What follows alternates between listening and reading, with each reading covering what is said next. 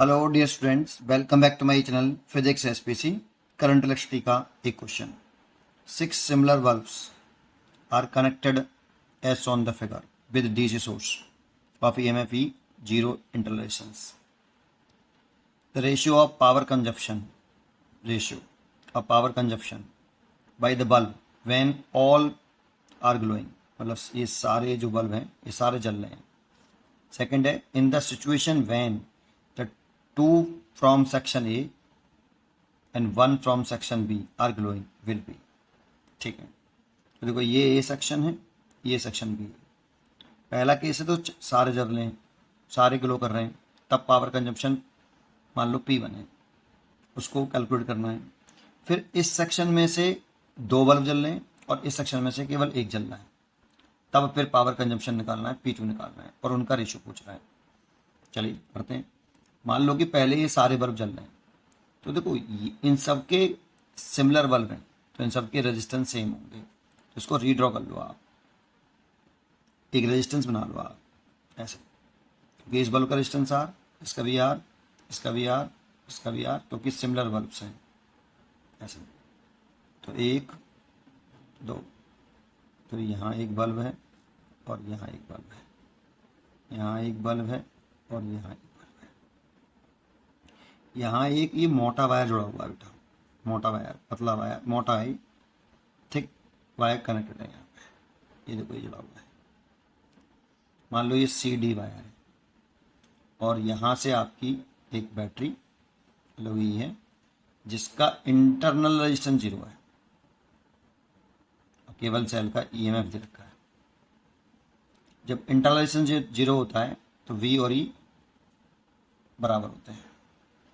ठीक है, अब देखो यहाँ से जब करंट चलेगा, मान लो इसका ये लो पोटेंशियल है तो इसका पोटेंशियल डिफरेंस हो गया 0 वोल्ट। लेट कर लेते हैं कि लो पोटेंशियल का 0 मान लिया, तो इसका कितना होगा, तो ये पॉजिटिव है, हाई पोटेंशियल है तो इसका V मान लिया। अब सोचो इस वाले पॉइंट का इस वाले पॉइंट का पोटेंशियल सेम होगा X और X। क्यों? क्योंकि ये एक मोटा वायर है और इसका रेजिस्टेंस अप्रॉक्सीमेट हम 0 मान सकते हैं, क्योंकि जो थिक वायर होता है उसका एरिया प्रोसेसन ज़्यादा तो रेजिस्टेंस कम, दैट मीन्स इतना मान लें कि नेग्लिजिबल है। ठीक है, तो इस वाली कंडीशन है for thick connecting wire, thick connecting wire, ये बता रहा हूँ कि पोटेंशियल सेम क्यों है। थिक कनेक्टिंग वायर जिसका रेजिस्टेंस लगभग नेग्लिजिबल है, तो C और D के बिटवीन लगा हुआ है, तो पोटेंशियल डिफरेंस V बराबर होता है करंट इनटू रेजिस्टेंस। लेकिन ये पोटेंशियल डिफरेंस है, तो C पॉइंट का पोटेंशियल अगर हम VC मान लें और D पॉइंट का पोटेंशियल हम VD मान लें, तो C और D के between potential difference VC minus VD बराबर करंट और रेजिस्टेंस 0, करंट नहीं रेजिस्टेंस 0। तो इस वाली कंडीशन में VC minus VD is equal to ये पूरा 0, तो C और D का पोटेंशियल सेम। देखो ये तो पोटेंशियल डिफरेंस हो गया पूरा, और ये C पॉइंट का पोटेंशियल है, ये D पॉइंट का पोटेंशियल, C और D का बराबर है, लेट कर लो X। देखो ये समझ में आया होगा आपको। अब जरा समझो, अब इस रेजिस्टेंस के अक्रॉस जो पोटेंशियल डिफरेंस है वो है V माइनस एक्स, इसके अक्रॉस भी V माइनस एक्स, इस वाले पॉइंट का भी X ही होगा और इसके अक्रॉस भी V माइनस एक्स। तो ये तीनों के across potential difference V minus x, V minus x, V minus x, तो ये तीनों पैरेलल में होगा। पोटेंशियल डिफरेंस जब सेम होते हैं तो वो पैरेलल में होते हैं। ऐसे ही इसमें देखो, इसका पोटेंशियल मैंने x माना, इसका 0 है, तो पोटेंशियल डिफरेंस इस रेजिस्टेंस का x माइनस के 0, x माइनस के 0 और x माइनस के 0, तो इसका भी, इन तीनों का भी पोटेंशियल डिफरेंस सेम है, तो ये तीनों भी पैरेलल में है। तो ये तीनों यहाँ पर ये पैरेलल में है और यहाँ पे ये तीनों पैरेलल में है। तो अगर इसका इक्विवेलेंट रेजिस्टेंस निकाल लें इन तीनों का, तो कुछ इस तरह से डायग्राम बन जाएगा। और ये आपका बैटरी जुड़ा हुआ है, सेल का EMF E है, इंटरलेशन 0 है। ठीक है, तो देखो ये वाला पॉइंट का पोटेंशियल V था, इस पॉइंट का पोटेंशियल 0 और इसका मैंने मान रखा था X। अब इन तीनों को सीरीज पैरेलल में कर दिया, तो पैरेलल में करेंगे तो 1/r dash equal to 1/r plus 1/r plus 1/r, तो 3/r 1/r डैश, तो r dash is equal to R/3। तो इसका रेजिस्टेंस आ गया R/3 और इसका भी R/3 आ जाएगा।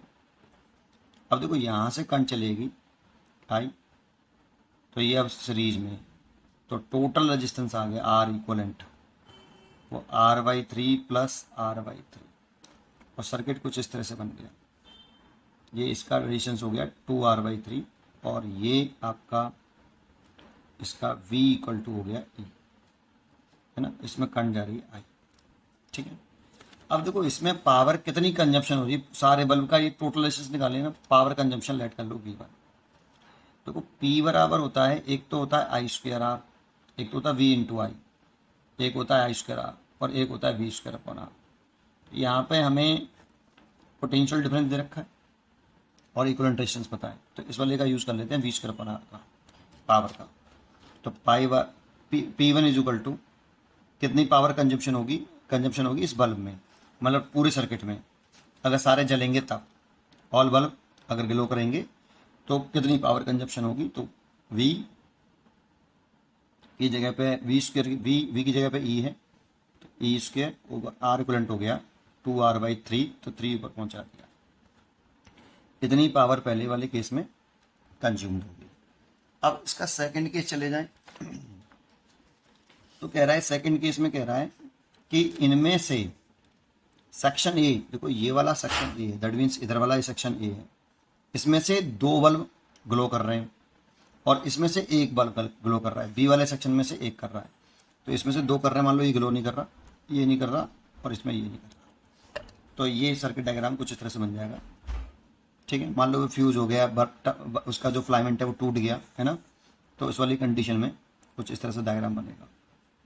ये आपका R और ये R और ये वाला सेक्शन का अगेन R, ऐसे, तो कुछ इस तरह से बन जाएगा बेटा।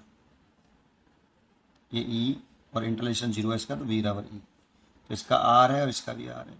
तो देखो ये दोनों पैरेलल में है, तो R/2 हो जाएगा, इसका एक डायग्राम में हो जाएगा R/2, ठीक है ना। ऐसे कर सकते हो R dash is equal to R1 R2 over R1 plus R2, ये 1/R1 प्लस 1/R2 से निकाला है, तो ये R इंटू R और ये 2R, तो ये कैंसिल, दैट मीन्स R/2, और ये कुछ इस तरह से हो जाएगा R, और ये आपकी बैटरी V। ये दोनों को सीरीज में कर लेंगे तो जो टोटल रेजिस्टेंस आएगा वो आएगा 3R/2, R/2 plus R1 plus R2 series कर लो ऐसे। इसका भी पोटेंशियल डिफरेंस भी है और इसका इक्विवेलेंट रेजिस्टेंस ये है। इसमें कितनी पावर कंजम्पशन होगी, तो P2 बराबर V² ओवर R इक्विवेलेंट, तो V² तो भी E है आपका ओवर 3R/2 ऐसे, और दोनों का रेशियो पूछ रहा है, तो P1/P2, P1 की वैल्यू है आपकी 3E²/2R और अपॉन इसकी वैल्यू है 2E²/3R। तो देखो E²R से E²R तो कैंसिल हो गया, 3 सबसे ऊपर जाएगा आपका, तो 9/4 हो जाएगा। तो P1/P2 इक्वल टू 9/4। पढ़ते रहिए और खुश रहिए।